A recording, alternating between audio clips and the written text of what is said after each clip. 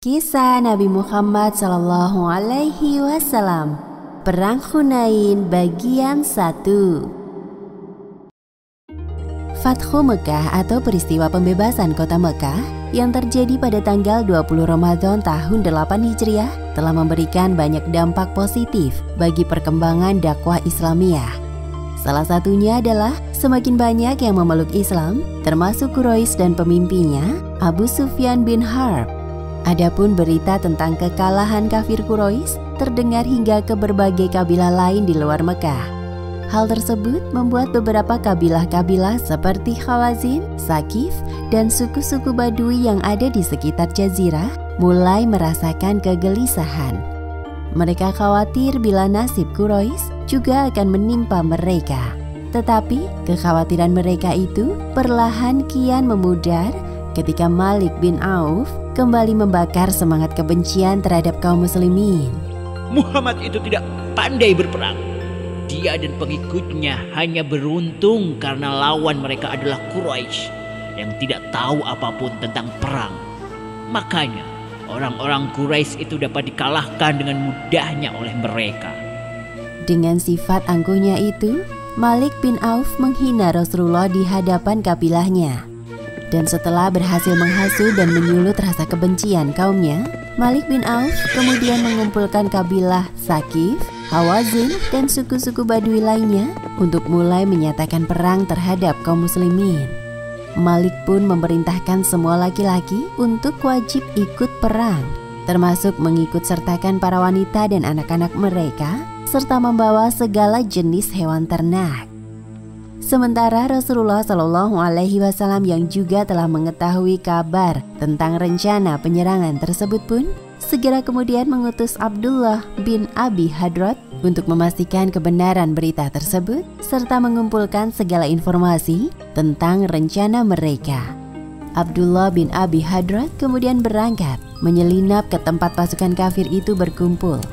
Ia berada di sana hingga mengetahui bahwa orang-orang kabilah Hawazin telah bersatu dengan Malik bin Auf dan mereka bersama-sama akan memerangi Rasulullah serta kaum muslimin. Setelah mendapatkan semua informasi itu, Abdullah bin Abi Hadrat pun kembali dan menyampaikan laporannya kepada Rasulullah SAW. Ya Rasulullah, aku telah mendengar perkataan Malik bin Auf yang mencaci maki engkau serta keikutsertaan kabilah Hawazin dan sejumlah kabilah lainnya yang tergabung dalam pimpinan Malik bin Auf untuk memerangi engkau dan kaum muslimin. Kemudian Rasulullah mulai menyiapkan pasukan. Seluruh sahabat yang datang dari Madinah bersama beliau pun tampak begitu bersemangat.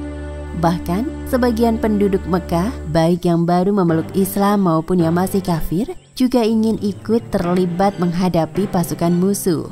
Selain tujuan mereka karena ingin memperoleh harta rampasan, juga agar dapat melampiaskan kemarahan dan dendam yang selama ini terjadi antara suku Quraisy dan Sakif. Dan di tengah persiapan itu, Rasul mendengar kabar bahwa Sofwan bin Umayyah memiliki beberapa ekor unta dan perisai.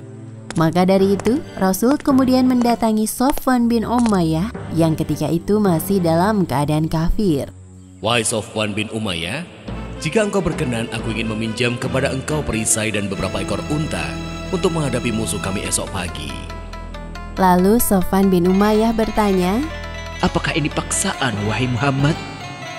Rasulullah pun menjawab, Tidak, ini adalah pinjaman yang akan aku jamin dan akan aku serahkan kembali kepadamu. Bila demikian adanya, maka tidak apa-apa. Ambillah barang yang kau inginkan. Sofwan bin Umayyah pun memberikan 30 perisai dan 30 ekor unta kepada Rasulullah SAW. Selain kepada Sofwan, Rasul juga meminjam senjata kepada Naufal bin Harits yang ketika itu juga masih dalam keadaan kafir. Kepada Naufal, Rasulullah mendapatkan pinjaman 3.000 tombak.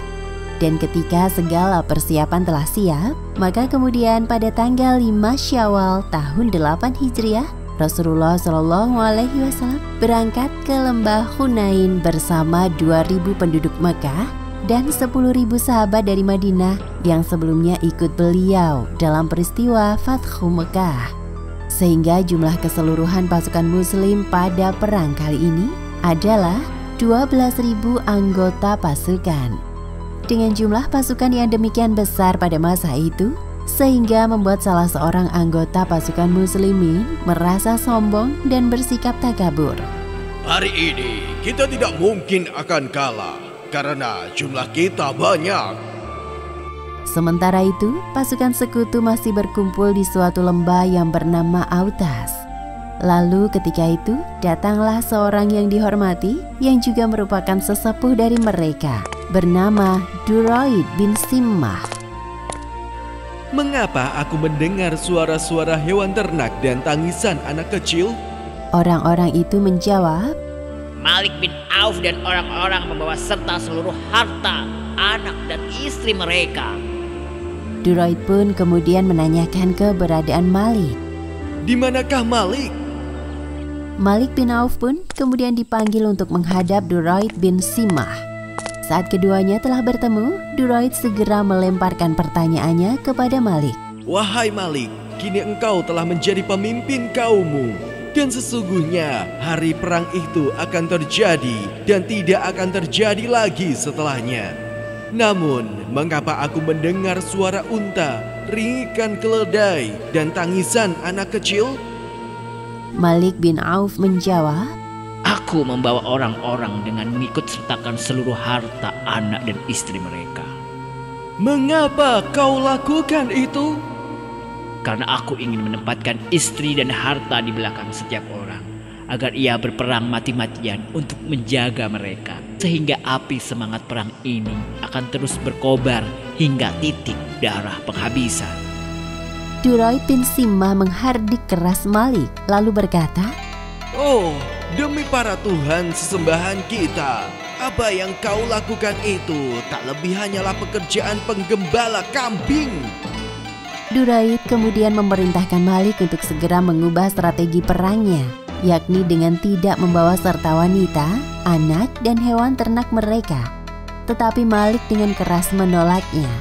Semua yang kau perintahkan itu tak akan aku lakukan. Wahai Duraid bin Simmah, engkau hanyalah seorang tua bangka yang akal dan ingatanmu juga telah lemah. Demi sesembahan kita, aku akan tetap pada strategiku. Setelah itu Malik bin Auf menemui pasukannya dan berkata, Apabila kalian melihat Muhammad dan pengikutnya, hancurkan sarung pedang-pedang kalian, lalu seranglah mereka ibarat singa menemukan mangsanya. Sementara itu, ketika pasukan muslimin sedang melintas di suatu wilayah, tampak di sana sebuah pohon besar bernama Zatu Anwar. Pohon itu biasa digunakan oleh orang-orang kafir untuk menggantung senjata mereka sebelum pergi berperang. Hal tersebut mereka yakini bahwa akan membuat senjata mereka menjadi sakti dan tak dapat terkalahkan selama perang. Sehingga beberapa anggota pasukan yang baru saja memeluk Islam dan belum kuat akidahnya, mereka berseru meminta kepada Rasulullah.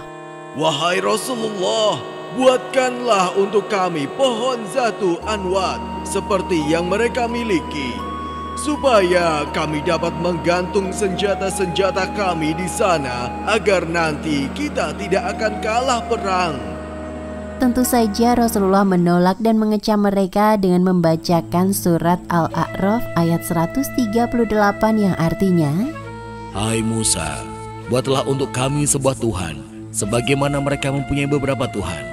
Musa menjawab, sesungguhnya kamu ini adalah kaum yang tidak mengetahui sifat-sifat Tuhan. Setelah cukup lama melakukan perjalanan, akhirnya pasukan muslimin tiba di lembah Hunain pada tanggal 10 Syawal tahun 8 Hijriah di waktu tengah malam yang gelap gulita.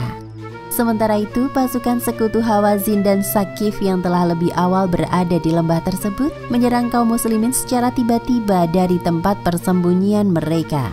Pasukan pemanah Hawazin yang siaga di atas bukit juga terus menembakkan anak panah mereka ke arah pasukan muslim yang kala itu telah menjadi sasaran empuk. Mendapatkan serangan mendadak itu, maka pasukan muslimin pun lari kocar-kacir sehingga tak seorang pun yang memperdulikan satu sama lain. Serangan kejutan tersebut telah mengacaukan pasukan karena sebagian mereka tidak siap berperang, bahkan ada yang tidak membawa senjata. Rasulullah Shallallahu Alaihi Wasallam bergeser ke sebelah kanan kemudian berseru lantang, "Wahai manusia, mendekatlah kepadaku. Aku adalah Rasulullah. Aku Muhammad bin Abdullah." Namun tak seorang pun yang menjawab seruan Rasul tersebut. Sebagian unta dan kuda pergi dan orang-orang berlarian menyelamatkan diri masing-masing. Rasulullah Shallallahu Alaihi Wasallam menyadari bahwa situasi saat itu telah demikian gawat. Namun beliau terus bertahan, bahkan melajukan bagal yang beliau kendarai ke arah musuh. Beliau akan tetap bertahan dan tidak akan lari. Bagal merupakan anak dari hasil perkawinan silang antara kuda dan keledai. Di antara para sahabat yang tetap setia bertahan bersama Rasulullah Shallallahu Alaihi Wasallam ialah Abu Bakar, Umar bin Khattab, Ali bin Abi Thalib, serta keluarga Rasul dan beberapa sahabat lainnya. Meski jumlah mereka sedikit, tetapi kesetiaan mereka begitu besar dalam membantu Rasulullah Shallallahu Alaihi Wasallam.